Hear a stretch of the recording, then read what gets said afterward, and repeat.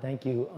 As we were talking about before, I'm a former member of Hare Krishna, and it was a delightful experience, excellent training in Ayurvedic lifestyle. It's not that we were doing Ayurvedic, we were being it. And while I was there in the ashram, in a variety of different ashrams, and I was instrumental in opening up several across the country, including the most popular vegetarian restaurant in Dallas, which is still there. And while there, I noticed my godbrothers and godsisters were really out of sync with their bodies. Their minds were, meditation techniques, great, studying verses, great, but they let go of their bodies. They actually shunned physical yoga. So when I left the monastery, when I left the ashram, I wanted to keep a low profile. I wanted just a job which was under the radar, very simple, so I can just cruise through this life with the least amount of difficulty. And so I got into massage therapy very, very early. In the early 80s, I was already at the Swedish Institute. I was going to the Ohashi Institute at the same time. And then I went to California and I graduated from the Anma Institute with David Palmer and Gary Bernard. Okay? So that was my mission, that I really wanted to see a balance between mind and body. And I know now that it's essential, as we all have learned, that it's essential to have a balance of body, mind, and spirit, and not just to shun the body. So I started studying bodywork, and then I was experimenting, and I was looking for Ayurvedic bodywork. But I didn't know that there was an entire culture or entire tradition. And that's when I discovered Thai massage. And Thailand is a residual Vedic culture. Their capital city, their most beloved city of ancient Siam, is Ayodhya. And anyone who's familiar with the Ramayana epic, or the Mahabharata epic, in the Ramayana, Ayodhya was the most beloved city for Sita, who was the consort of Ram, who was an incarnation of God.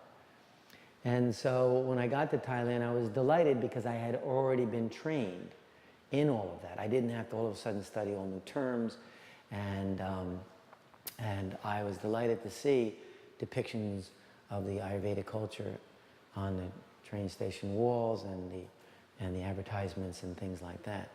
And I was delighted. So when I came back to America after my 4 visits to Thailand, I came back to America, and I was one of the first representatives to say that Thai massage, Thai yoga massage, is actually Ayurvedic.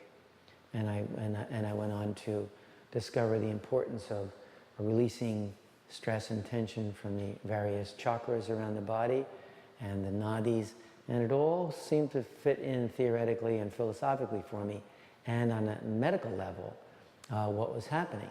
That we are in fact captivated now by the 5 senses. The tongue is very pleasing, the ears, we've got so many CDs, the genitals, the the eyes, it's all very pleasing, but it has captivated us, and in that process has cut us off from the other koshas, or radiating sheaths or bodies of energy, which are transmitting information to us, but because of our distraction with the physical body, we're not tuning into it, and hence the self-realization won't be there. What qualifies me to present this information?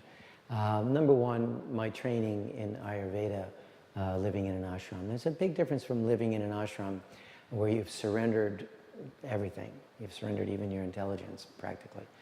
And this is always growing. For me to be in this position where I feel confident enough to teach came from doing over 10,000 private sessions. I had no intentions of being a teacher. That happened very, very quickly. And, but just from doing so many sessions, being actually in the blood, the sweat, and the tears of it, and then realizing why not inspire others. There are many young people, which is again, wind in my sails for them, to see that it gives them direction, it gives them a talent, and there's certainly a very viable lifestyle. There's certainly a very successful career can be made. It's lucrative, it can be lucrative. People are very happy to be taken care of. And there's nothing like being in the hands of a skilled massage therapist.